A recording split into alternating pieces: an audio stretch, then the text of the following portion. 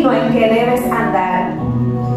Sobre ti fijaré mis ojos, no sean como el caballo o como el mulo sin entendimiento, que han de ser sujetados con cabastro y con freno, porque si no, no se acercan a ti. Gloria al Señor. Padre, gracias por esta noche que nos permites estar unidos para adorarte, bendecirte y también confirmarnos a través de tu palabra.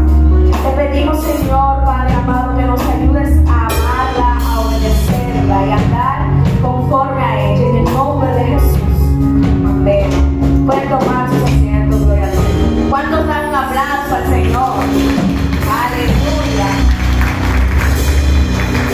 Gloria a Dios. El tema con el que me gustaría esta noche hablar es retos de la obediencia. Retos de la obediencia.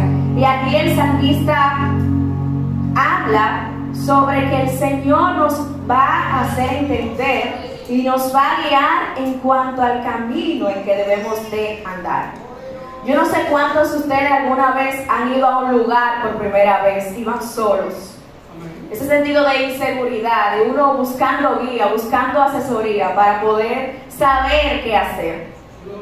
Y hay una anécdota muy interesante en cuanto a la necesidad que tenemos de guía cuando estamos en esos momentos. Y dice: hace algunos años compartí un fin de semana con un grupo de amigos para tener tiempo de hombres.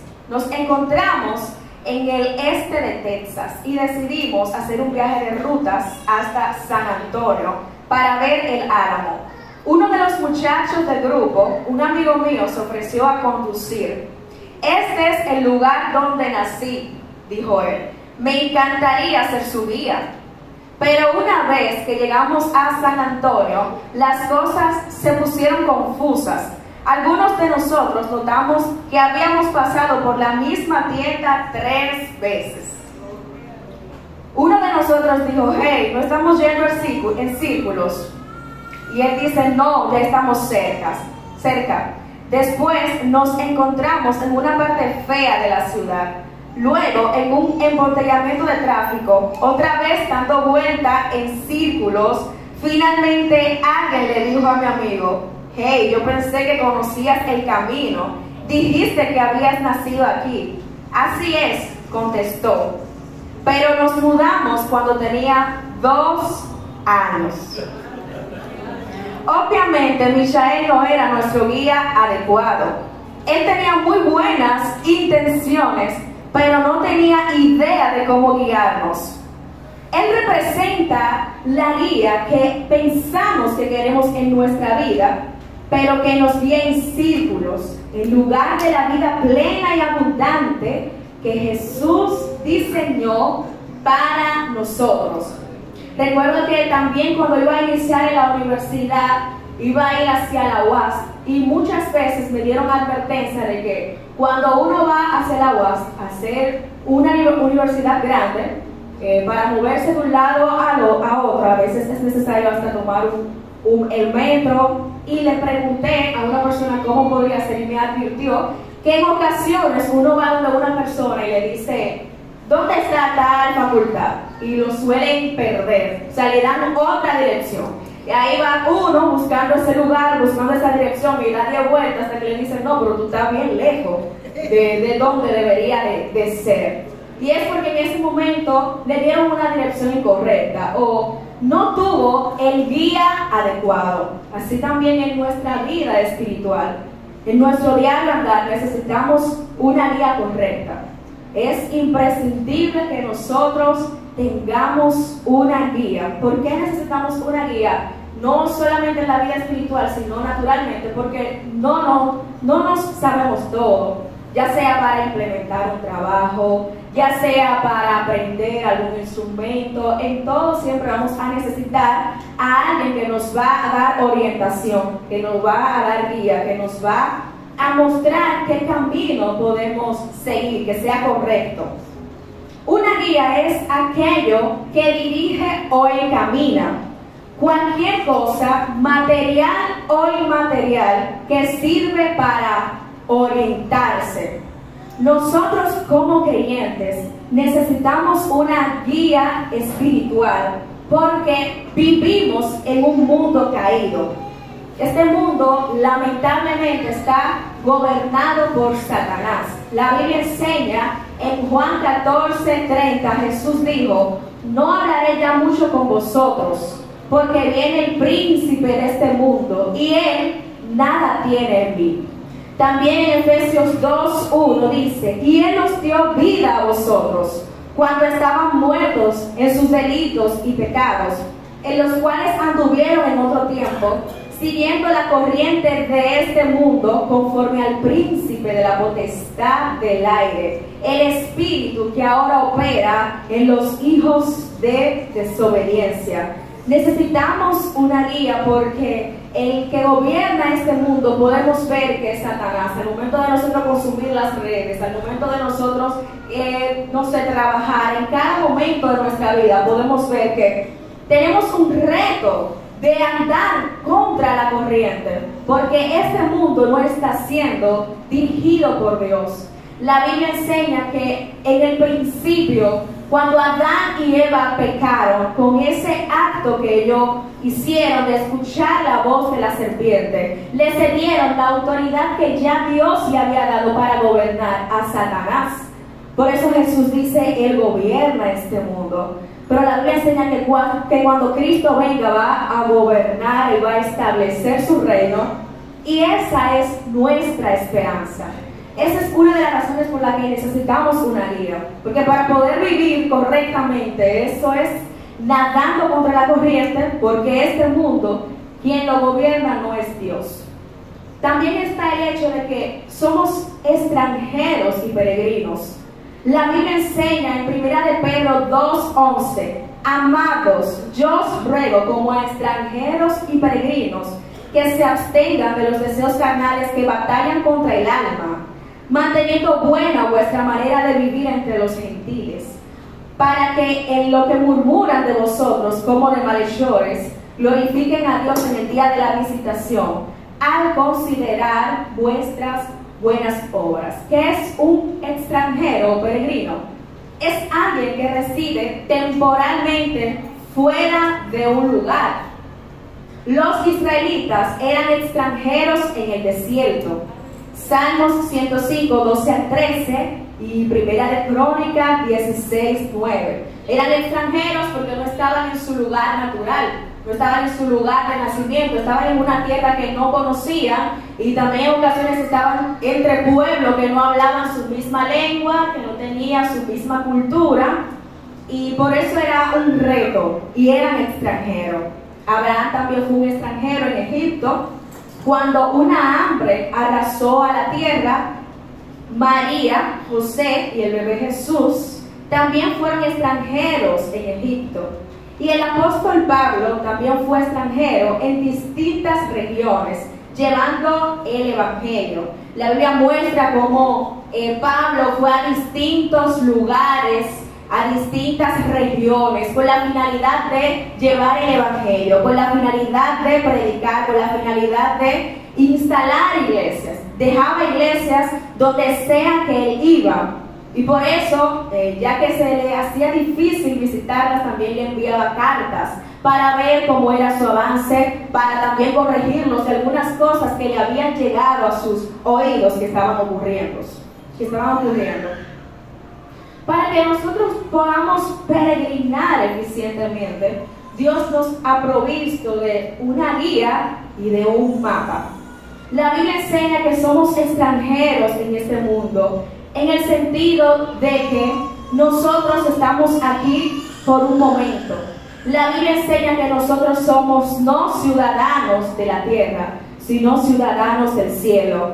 La Biblia enseña que Jesús pagó un alto precio en la cruz del Calvario por ti y por mí, para hacernos coherederos juntamente con Él. Entonces, nuestro deber al estar aquí como embajadores, como extranjeros, como peregrinos, es ya guardarnos de no contaminarnos de las cosas del mundo. Un peregrino, al momento de ir a un lugar, ni siquiera desbarata su maleta. la tiene lista porque sabe que en cualquier momento va a emigrar nuevamente a su país. Así debemos de vivir constantemente nosotros, sabiendo que en cualquier momento nos vamos, con nuestras maletas listas. Sí es importante trabajar, sí es importante estudiar, crecer, avanzar, pero siempre teniendo en mente que estamos aquí, pero que no somos de aquí. Nuestra ciudadanía está en los cielos, de donde esperamos a nuestro Salvador, que pronto viene a buscarnos. Y al momento de meditar en eso, que vemos cuánto luchamos, cuántas horas trabajamos y luego estudiamos y tantas cosas que hacemos, no sé si usted se ha puesto a meditar en que la Biblia enseña que todo esto será quemado. Dice la Biblia que los elementos van a ser fundidos. Y cuando tenemos eso en nuestra mente, empezamos a tomar las cosas con calma y a concientizar que todo esto será destruido. Todo esto es efímero. Efímero es algo que tiene corta duración. Y por eso la Biblia enseña: no vivan como viven los del mundo. No actúen como actúan los de afuera, sino sean santos en su manera de vivir, porque ustedes no son de este mundo. Ustedes deben de mantener una actitud, un lenguaje distinto, porque su ciudadanía no está aquí en la tierra. Su ciudadanía está donde, en el cielo. ¿Y cómo debemos entonces de comportarnos? Como ciudadanos del cielo, como Cristo nos envió a comportarnos, gloria al Señor, como el Cristo nos dirige a comportarnos, de donde es nuestra nacionalidad, gloria al Señor. El Señor, como ciudadanos del cielo, nos ha dejado una guía y nos ha dejado un mapa. Ese guía que el Señor nos ha dejado para que podamos peregrinar eficientemente es el Espíritu Santo. La Biblia enseña en Juan 14, del 16 al 18, que Jesús dijo: y yo rogaré al Padre, y os dará otro consolador, para que esté con vosotros para siempre. No un momento, no un día, sino para siempre. El Espíritu de verdad, el cual el mundo no puede recibir, porque no le ve ni le conoce, pero vosotros le conocéis, porque mora en vosotros y estará en vosotros. No los voy a dejar huérfanos, voy a venir a ustedes. El Señor dice: yo voy a rogar al Padre, Él les dará otro consolador, porque Jesús fue un consolador. Jesús estuvo con ellos paso a paso, guiándole, ayudándole, enseñándole los misterios de la palabra de Dios. Y así mismo, para que podamos peregrinar de una manera eficiente, de una manera correcta, y podamos mantener nuestro enfoque, Él nos ha dejado ese guía. El mejor guía que nosotros podemos tener es la guía del Espíritu Santo. También nos ha dejado un mapa, que es la palabra de Dios. La Biblia enseña en 1 de Pedro 1:19. Tenemos también la palabra profética más segura, a la cual hacen bien en estar atentos, como a una antorcha que alumbra el lugar oscuro, hasta el día que aclarezca y el lucero de la mañana salga en vuestros corazones. La palabra de Dios es ese mapa que el Señor nos dejó para que podamos conducirnos diariamente. En la palabra de Dios encontramos guía para las madres, para los padres, para los hijos, para los que trabajan. Encontramos guía de todo, porque es el mapa, la forma en la que Dios quiere que nos conduzcamos. Está aquí escrito en la palabra de Dios. Es la revelación de Dios para nosotros. Por eso me gusta cuando mi hermano Johnson dice: para mí la Biblia es el mejor libro. Él dice: cuando yo estoy frente de la palabra de Dios, yo siento que estoy delante de un tesoro que tengo que escudriñar, porque es la revelación del Dios Todopoderoso dado a nosotros. Y de esa manera es que debemos de ir a la palabra de Dios, sabiendo que aquí siempre encontraremos la revelación de Dios a nuestras vidas, la guía de Dios a nuestras vidas. Y cuando vamos delante de Dios a leer su palabra con esa actitud, será tremendo lo que usted va a ver que le va a ocurrir. cada encuentro día tras día con la palabra de Dios será maravillosa, porque en cada momento usted va a decir, wow, pero Dios me está hablando, Dios me está revelando, Dios me está corrigiendo, Dios me está instruyendo, y nuestra mente también es transformada. Ahora sí, no siempre es fácil obedecer la palabra de Dios. No siempre es sencillo el poder escuchar la palabra de Dios y decir, sí, la voy a seguir. En la escuela bíblica pasada hablamos acerca del perdón, y fue una escuela bíblica que se dio bastante interactiva, ya que casi no se habla del perdón, pero es un tema bastante confrontante para nosotros, porque la Biblia nos habla de perdonar muchas veces sin que nos pida perdón una persona que nos hirió. Y cuando la Biblia enseña que tienes que perdonar, que si tú no perdonas, Dios no te va a perdonar, que si tú no perdonas, tú no vas a ser salvo. Eso es algo que confronta nuestro espíritu. No todo el mundo quiere perdonar una ofensa. No todo el mundo quiere decirte perdono y dar otra oportunidad.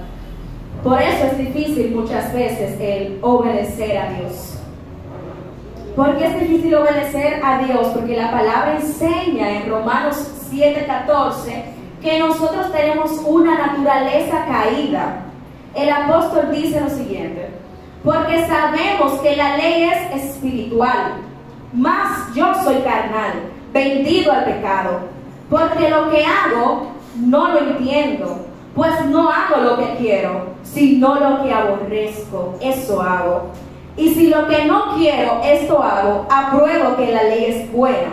De manera que ya no soy yo quien hace aquello, sino el pecado que mora en mí.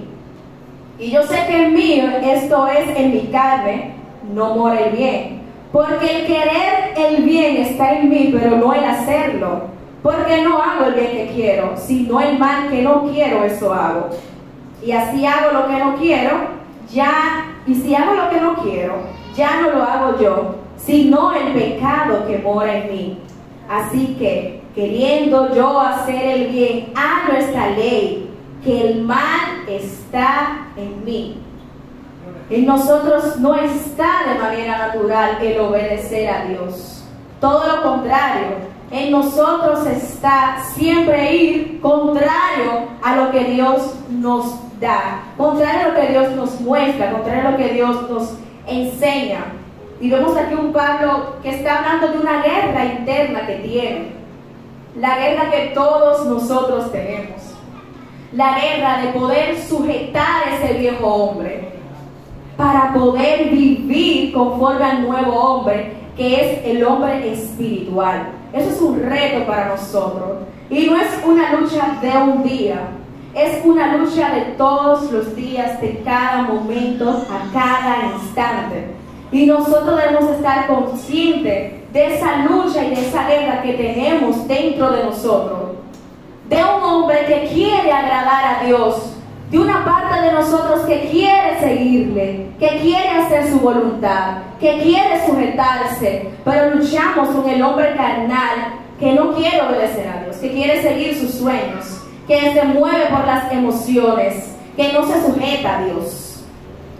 Es un reto para nosotros el poder obedecer a Dios.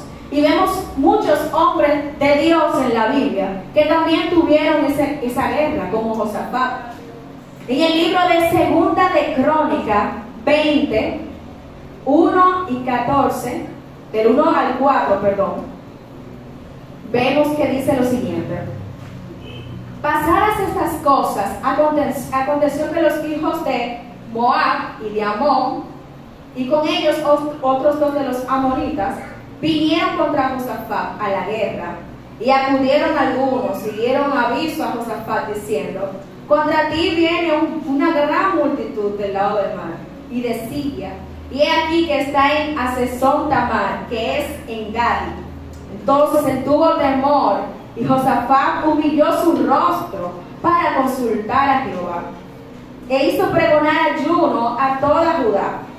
Y se hicieron los de Judá para pedir socorro, y se reunieron los de Judá para pedir socorro a Jehová, y también de todas las ciudades de Judá vinieron a pedir ayuda a Jehová. Y en el verso 12 dice: oh Dios nuestro, no los juzgarás tú, porque en nosotros no hay fuerza contra tan grande multitud que viene contra nosotros. No sabemos qué hacer y a ti volvemos nuestros ojos. En nuestro peregrinaje vamos a encontrar con muchos momentos en el que no vamos a saber qué hacer, en el que no vamos a saber qué camino escoger o qué decisión tomar, en el que vamos a decir: Señor, ¿pero qué hago? Vamos a buscar consejería y tal vez no vamos a encontrar un camino correcto, a seguir igual que Josafat. A Josafat se habían levantado varias naciones contra él y él se llenó de temor, algo normal en cualquier hombre. Dice: pero yo no sé qué hacer. Pero en momentos en el que no sabemos qué hacer, cómo reaccionar, siempre hay algo que debemos de tener en cuenta hacer, y es consultar a Dios. Levantar nuestras manos como hizo Josafat y decir: Señor, dame una guía porque yo no la tengo. Dame una idea porque yo no sé qué hacer. Señor, dame una experiencia, dame una palabra porque en este momento yo estoy trancado. No sé qué hacer.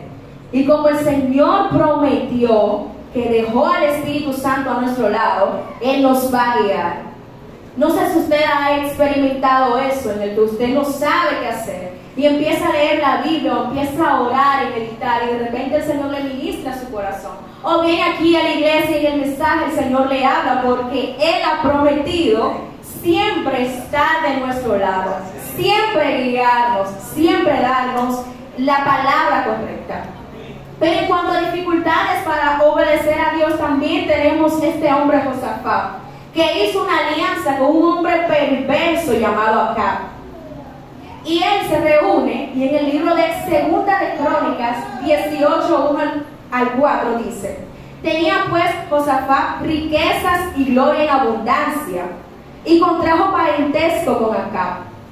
Después de algunos años descendió a Samaria para visitar a Acab, por lo que Acab mató muchas ovejas y bueyes para él y para la gente que con él venía, y le persuadió que fuese con él contra Ramón de Galaad.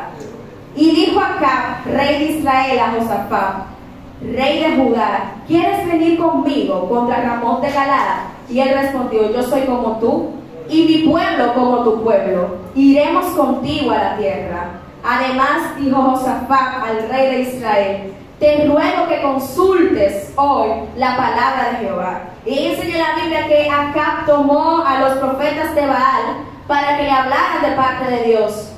Y estaban ahí profetizando victoria. Y Josafat, un hombre de Dios, le dice: pero ¿no hay aquí un profeta de Jehová? Y él le dice que sí hay uno, pero que cada vez que ese profeta llamado Micaías habla, lo que le profetiza es cosas negativas. Y él le dice: tráeme. Y ahí el profeta empieza a hablarle de bendición. Sí, el Señor te va a dar la victoria. Como Acab ya lo conocía, le dice: yo te he dicho a ti que no me hables ya de forma burlona, dime lo que tú me tienes para decir. El Señor le habló de parte de Micaías lo que iba a acontecer, cómo lo iban a entregar a manos de esa persona, y técnicamente le da la dirección de que no vaya. Josafat, un hombre de Dios, un hombre justo, aunque pidió que consultaran a Jehová y Dios le habló, decidió hacer lo que las emociones tal vez en ese momento le estaban dictando, porque él tenía una alianza con una persona que no estaba caminando de acuerdo a Dios. Por eso una de las cosas también importantes para cada uno de nosotros es saber con quién estamos en alianza. No es que Dios nos manda a enemistarnos, sino que nosotros debemos de saber quién es esa persona que estará a nuestro lado. Porque enseña que si tú andas con una persona que cojea, tú también vas a cojear. Si tú andas con 3 personas que roban, tú vas a ser el número 4. Si tú andas con 3 personas que beben, fuman, tú vas a ser el número 4, porque aunque no lo creamos, sí tiene bastante influencia con quien nosotros hacemos alianza. No habla de una enemistad con aquel que no es cristiano, sino cuidarnos de quién está en nuestro círculo. ¿A quién le contamos nuestros problemas? ¿A quién le damos esa confianza de que nos guíe, de que nos dirija? ¿A quién le damos esa influencia en nuestra vida? Porque tiene bastante importancia. La Biblia enseña que hubo un cojo que sus amigos rompieron el techo y lo llevaron a tener un encuentro con Jesús. Amigos así, que nos lleven a obedecer a Dios, que nos corrijan, que nos enseñen, son los que debemos de tener como íntimos. El mismo Jesús tenía 12 discípulos, pero tenía 3 de ellos que eran íntimos, que se los llevaba a algunos encuentros en específico, y eso es parte de la sabiduría que debemos de nosotros tener. ¿Con quién hacemos alianza? ¿Nos va a llevar esa persona a seguir la voluntad de Dios? ¿Me va a guiar a obedecer a Dios? ¿O como Josafat, me va a llevar a motivarme por mi emoción, a dejarme llevar por lo que siento y así desobedecer a Dios? Por eso es un reto el poder obedecer a Dios, porque consta de una lucha diaria, consta de constantes momentos de reflexión, de verificar nuestros pasos que estamos haciendo para no poder desviarnos. También en Segunda de Crónicas, verso 35, del 20 al 22, habla de Josías. Cuando vemos la historia de Josías, vemos a un hombre que reformó a Israel, que les llevó a volverse a la palabra de Dios. Sin embargo, ese hombre de Dios no terminó tan bien. Y la Biblia enseña que después de todas estas cosas, luego de haber reparado Josías la casa de Jehová, Necao, rey de Egipto, subió para hacer guerra en Carquemis, junto al Éufrates, y salió Josías contra él. Y Necao le envió mensajeros diciendo: ¿qué tengo yo contigo, rey de Judá? Yo no vengo contra ti, sino contra la casa que me hace guerra. Y Dios me ha dicho que me apresure. Deja de oponerte a Dios, quien está conmigo, no sea que Él te destruya.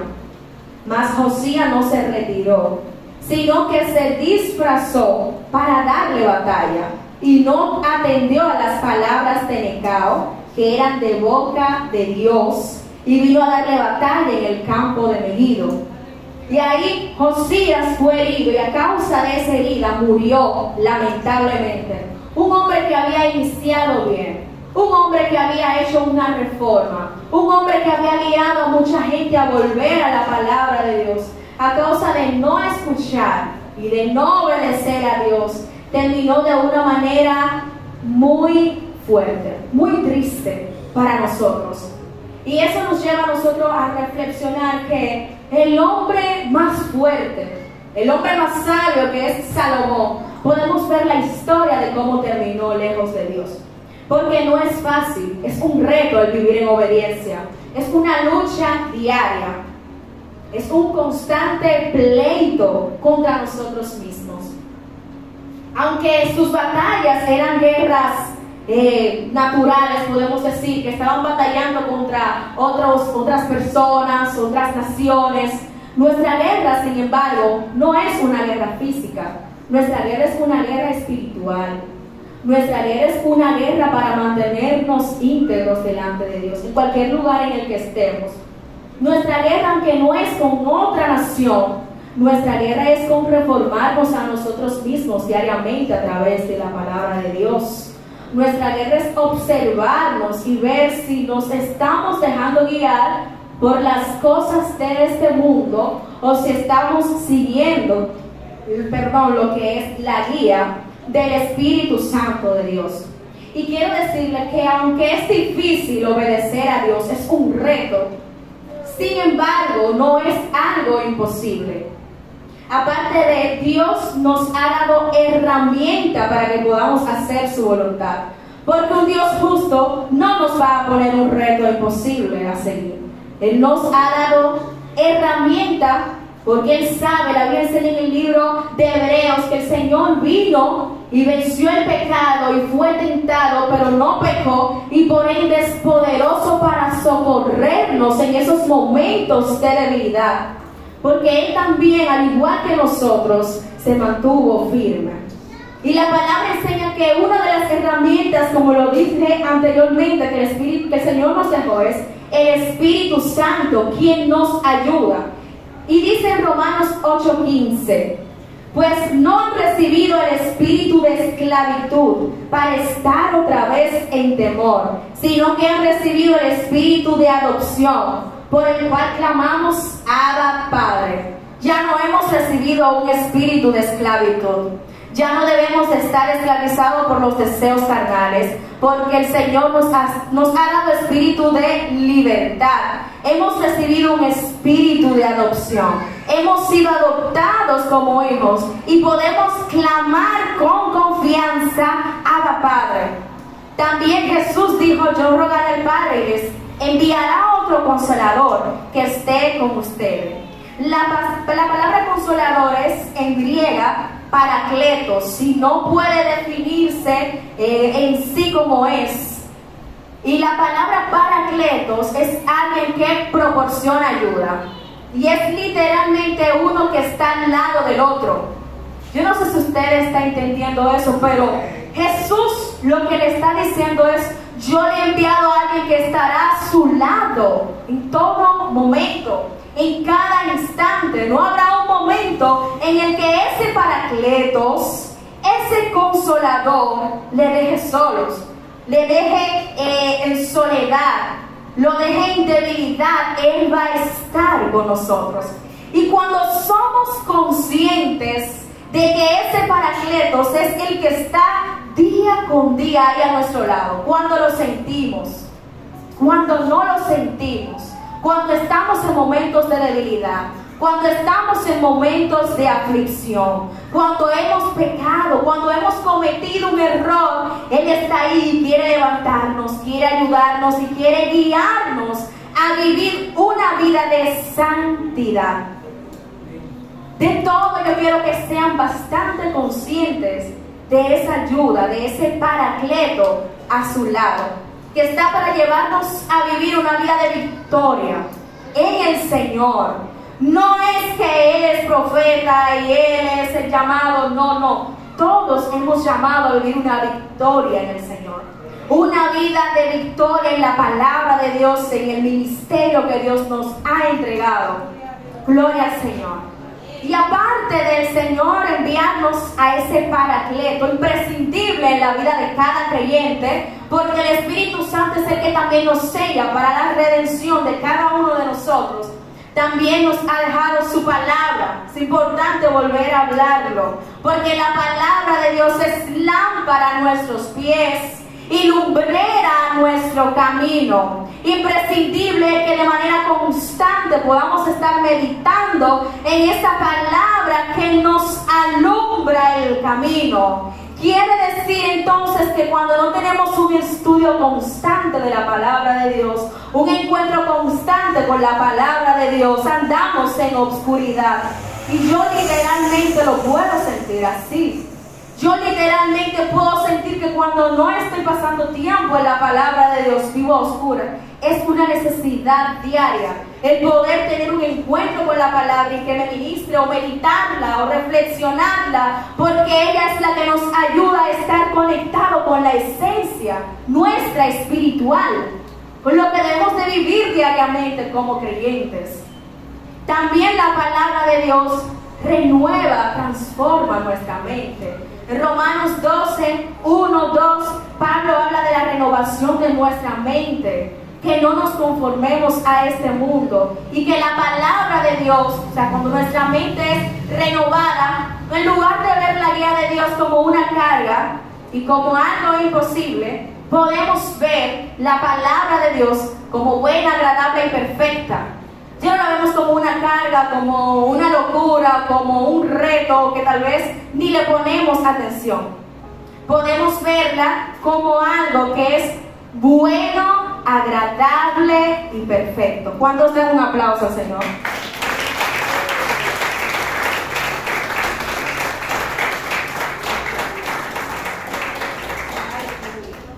Gloria al Señor. Podemos también, a pesar de que es un reto el obedecer a Dios, ver cómo cuando podemos vivir una una vida de acuerdo a la palabra de Dios, como la Biblia lo promete, somos bendecidos, somos prosperados. Uno de los ejemplos que a mí más me gusta hablar cuando se habla de obediencia es de Esdras. Y en Esdras 7, del 6 al 10, dice lo siguiente: este Esdras subió de Babilonia. Era escriba diligente en la ley de Moisés que Jehová Dios de Israel había dado, y le concedió al rey todo lo que pidió, porque la mano de Jehová su Dios estaba sobre Esdras. Y con él subieron a Jerusalén algunos de los hijos de Israel y de los sacerdotes levitas, cantores, porteros y sirvientes del templo, en el 7º año del rey Artajerjes. Y llegó a Jerusalén en el mes 5 del año 7 del rey, porque el día 1 del primer mes fue el principio de la partida de Babilonia, y al 1 del mes 5 llegó a Jerusalén, estando con él la buena mano de Dios. ¿Por qué estaba con él la buena mano de Dios? Porque Esdras había preparado su corazón para inquirir la ley de Jehová y para cumplirla, y para enseñar en Israel sus estatutos y decretos. Al momento de leer en ese capítulo, vamos a ver varias veces cómo la Biblia resalta de que la buena mano de Dios estaba sobre Esdras. Y si nos vamos a un contexto, no era un tiempo fácil para Israel. Estaban bajo cautiverio. Sin embargo, a pesar de las circunstancias, ese hombre decide inquirir la ley de Dios, cumplirla y enseñarla. Y a causa de esa obediencia e integridad de ese hombre, la mano de Dios buena estaba sobre él, cubriéndole, cuidándole, abriéndole puertas, bendiciéndole. Porque aunque es un reto obedecer a Dios, cuando le obedecemos, podemos ver en nuestra vida cómo somos prosperados. Hay otro ejemplo de Daniel. En el capítulo 1 podemos ver cómo ese joven que fue sacado de su ciudad y llevado en cautiverio decidió guardarse íntegro de los alimentos que le estaban dando en ese momento a ellos. Eran alimentos para ellos no buenos, en lo que Dios le había enviado a que consuman. Su nación estaba en crisis.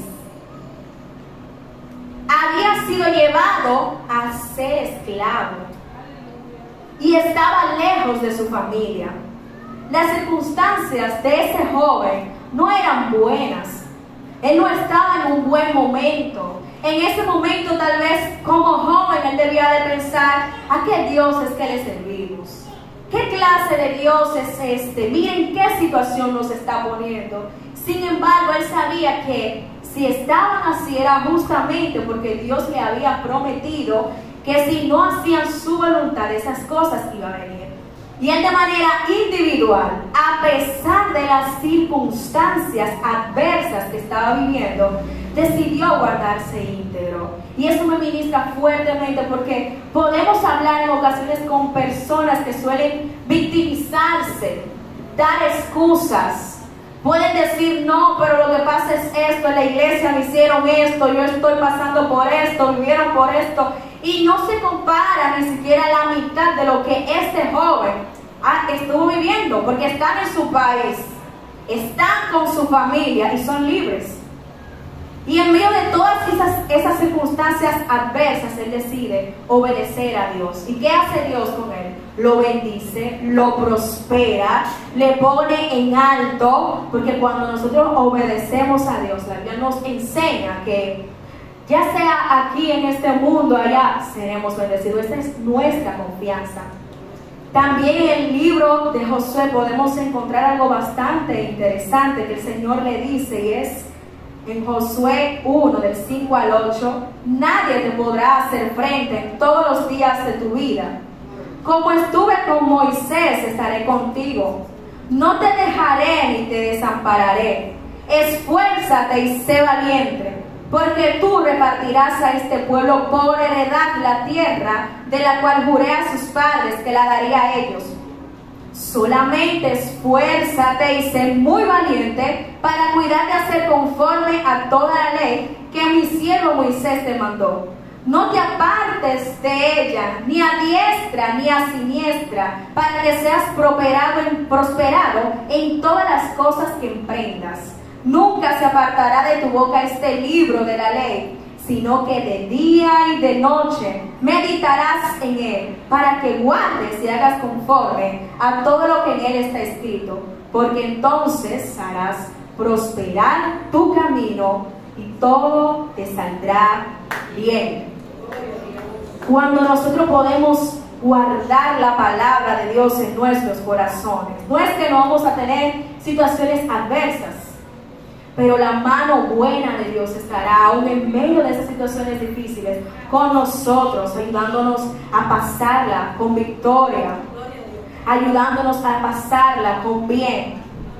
Cuando leemos el libro de Salmos podemos ver cómo David constantemente hacía queja delante del Señor, pero siempre terminaba con un cántico de adoración y agradecimiento. Y a mí me ministra mucho cuando él habla de que en el mundo, el malo, en el Salmos 37, su fin es un fin de perdición. Y escribe de que no tenga en su corazón envidia de la prosperidad del malo. Y habla de que a nosotros nos espera una heredad eterna. A nosotros nos espera un reino eterno. A nosotros nos espera un mundo de bien, como el Señor lo prometió a cada uno de nosotros. Una eternidad con el Señor, lleno de paz. Cuando nosotros vivimos en obediencia, cuando nosotros guardamos la palabra de Dios, cuando nosotros no nos dejamos incitar por el mal. Y me gustaría terminar ya hablando en cuanto al Salmos 32, 8 al 9, que él le dice: no sean como el caballo o como el mulo, que no tienen entendimiento. Para que ellos puedan obedecerle, tienen que obligarlo, tienen que sujetarlo, porque de lo contrario ellos no obedecen la voz del que está con ellos. Eso es importante también llevarlo a nosotros. Somos nosotros entendidos al momento de escuchar la corrección o la instrucción de Dios. Muchas veces no. Pero el Espíritu Santo está a nuestro lado para guiarnos. Y cuando nosotros, que es imprescindible que podamos vivir una vida espiritual para poder obedecer a Dios, si nosotros no estamos en el Espíritu, como dice el apóstol Pablo, no vamos a poder hacer la voluntad del Señor. Pero ¿cómo podemos vivir justamente en el Espíritu? Es importante para ser hombres y mujeres espirituales tener una disciplina espiritual de oración, de lectura bíblica y de adoración en conjunto. Usted hace esas 3 cosas diarias: ora, lee la Biblia y viene a adorar a Dios en conjunto. Y con esas 3 cosas usted va a ver cómo su vida va cambiando y cómo Dios va obrando y cómo el Señor va ministrando su corazón. Porque cuando nosotros hacemos las disciplinas espirituales, sintámoslo o no, es que el Espíritu Santo empieza a obrar, a renovarnos. Cuando estamos meditando, a hablar, a hacer su obra en nosotros, como Él lo prometió. Él ha prometido estar con nosotros todos los días para llevarnos a cumplir de forma completa la voluntad de Dios y para que de esa manera nosotros podamos ser bendecidos. Ha sido un placer para mí poder exponer la palabra del Señor. Gloria a Dios. La persona que continúa por este lugar, gloria al Señor, que Dios les bendiga.